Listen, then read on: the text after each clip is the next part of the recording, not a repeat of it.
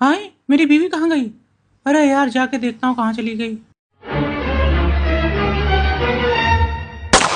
हाय, ये तो मेरी बीवी नहीं हो सकती। पता करना पड़ेगा क्या मामला है।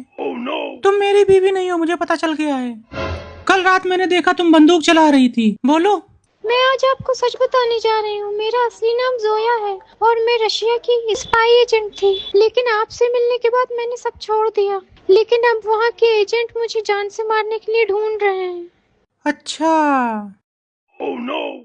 बिल्लू जी, मैंने सब सुन लिया है। क्या सुन लिया है बे? अगर मुझे कल तक 1 लाख रुपया नहीं मिला तो मैं उन लोगों को बता दूंगा कि तुम्हारी बीवी यहीं रहती है। फिर वो लोग तुम्हारी बीवी को अब क्या होगा? अब तो मालिक को भी पता चल गया। अब तुम देखो मेरा मास्टर प्लान। अंतरम मंत्रम मालिक बिल्ली बंतरम। पता है तुमको व्हाइट कैट में क्यों बदला? क्योंकि वो लोग तुमको मेरी बीवी समझ के निपटा देंगे। और पीछे देख,